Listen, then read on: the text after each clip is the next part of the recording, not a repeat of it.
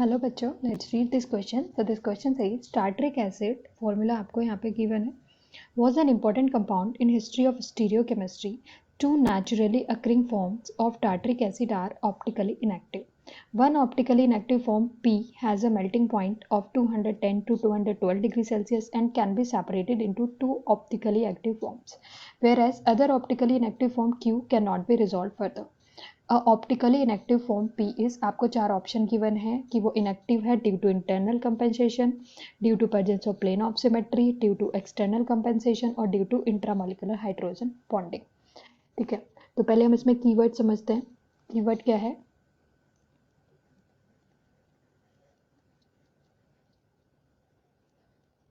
Optically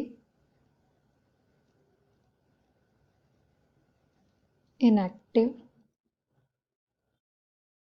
tartaric acid. हम इसी concept को पहले बहुत अच्छे से समझते हैं, उसके बाद हमें इजीली हमारा आंसर मिल जाएगा. ऑप्टिकली एक्टिव टार्टरिक एसिड क्या होते हैं, ऑप्टिकल एक्टिविटी क्या होती है, ये पूरा समझ लेते हैं. ऑप्टिकल एक्टिविटी के लिए आपके पास ऑप्टिकली एक्टिव कंपाउंड होने के लिए आपके पास दो कंडीशन होती हैं. एक तो क्या होती है, कायरल कार्बन, मतलब ऐसा कार्बन जिससे चार अलग अलग ग्रुप जुड़े हुए हैं. सेकेंड होता है आपके पास नो प्लेन ऑफ सिमेट्री. ठीक है, अब हम टार्टरिक एसिड में समझते हैं कि कैसे क्या कंडीशंस है. पहले टार्टरिक एसिड की स्ट्रक्चर ड्रॉ करते हैं. COOH, इधर भी आपके पास COOH, यहाँ पे आपके पास आ जाता है H और OH, H और OH, COOH, COOH, ये है आपके पास H, OH, OH और H, COOH. इसको रिवर्ट कर देते हैं. दिस टाइम OH इधर है आपका, H इधर है, H इधर है और OH इधर है. ठीक है, तीन डिफरेंट फॉर्म हमने यहाँ पे ड्रॉ कर लिए. तीन डिफरेंट फॉर्म कौन कौन से आपके, फर्स्ट, सेकंड और थर्ड. अगर अब हम इसमें चेक करें कायरल कार्बन, एक ये कार्बन है, एक ये कायरल कार्बन है. कायरल है, इस कार्बन से 1 2 3 और नीचे वाला पूरा ग्रुप, चार अलग अलग ग्रुप कंपाउंड जुड़े हैं. सेम इनसे भी, तो कायरल कार्बन तो प्रेजेंट है. अब हम चेक करते हैं plane of symmetry. Plane of symmetry मतलब अगर हम इसे यहाँ से बीच से कट करें तो ऊपर और नीचे आपके पास सेम होगा या नहीं होगा, वो चेक करते हैं. आप देखें, ऊपर जब हम चेक करें तो H इधर है, OH इधर है, तो इसमें तो प्लेन ऑफ सिमेट्री है, तो ऑप्टिकली एक्टिव नहीं है.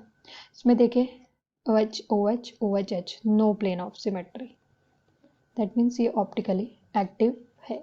इसमें भी no plane of symmetry, OH इधर, H इधर, तो यहाँ ये भी ऑप्टिकली एक्टिव है.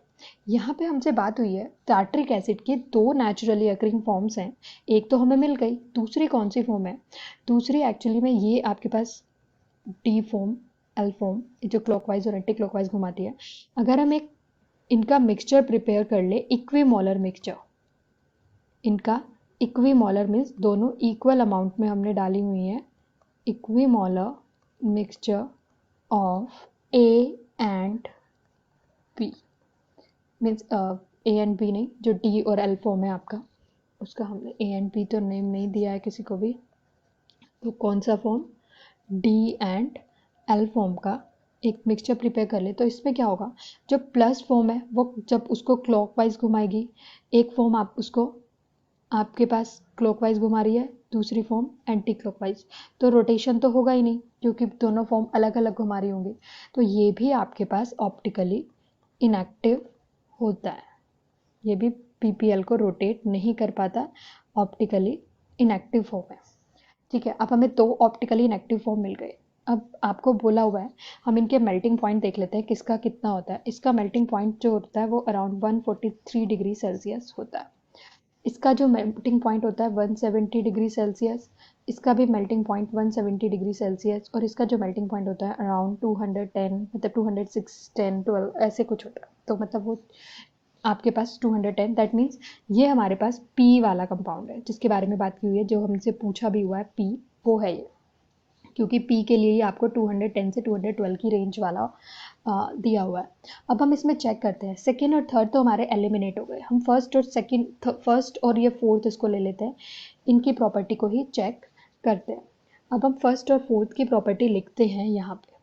जो फर्स्ट वाली कंडीशन है आपकी, जिसमें आपके पास प्लेन ऑफ सिमेट्री है, जिसमें प्लेन ऑफ सिमेट्री जनरेट हो रही है, इसमें जो रीज़न होता है ऑप्टिकली इनएक्टिव होने का, उसका रीज़न होता है आपके पास इसमें जो होता है इंटरनल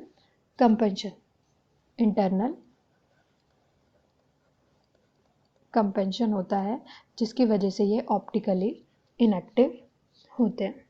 जो आपके पास ये वाली फॉर्म है, इंटरनल होता है इसमें कंपेंशन, इसका जो मेल्टिंग पॉइंट होता है वो अराउंड 143 डिग्री सेल्सियस होता है। सेकेंड वाले की जो बात करें, जो हमारा इक्वीमोलर वाला कंपाउंड है, प्लस और माइनस की फॉर्म वाला, इसके अंदर जो रीज़न होता है वो क्या होता है, एक्सटर्नल होगा, एक्सटर्नल कंपेंशन, ठीक है। और इसका आपके पास melting point around 210 degree Celsius होता है। अब हम अपने ऑप्शंस पढ़ते हैं ज़रा क्या क्या दिए हुए हैं। पी के बारे में बोला है optically active due to internal compensation, नहीं, हमने चेक किया अभी, इंटरनल तो इसमें होता है, दैट मीन्स ये नहीं है। Optically inactive due to presence of plane of symmetry, plane of symmetry भी आपके पास फर्स्ट वाले में होता है, मतलब जो क्यू फॉर्म यहाँ पे क्यू के बारे में बात हुई है उसमें होता है, ये दोनों क्यू के प्रॉपर्टीज़ हैं, तो दैट मीन्स ये भी नहीं है। Optically inactive due to external compensation, ये हमने देख लिया ऑलरेडी कि आपके पास ये एक्सटर्नल कंपनसेशन की वजह से होता है, तो आपके पास सी फॉर्म सही है। तो लास्ट पे देख लेते हैं, due to intermolecular hydrogen bonding, नहीं, इसमें कोई हाइड्रोजन बॉन्डिंग तो नहीं है, दैट मीन्स ये भी नहीं है, एक्सटर्नल कंपनसेशन की वजह से ही होता है, दैट मीन्स सी ऑप्शन आपका सही है। सी ऑप्शन आपका सही है, your final answer is C. Hope you understood it well. Best.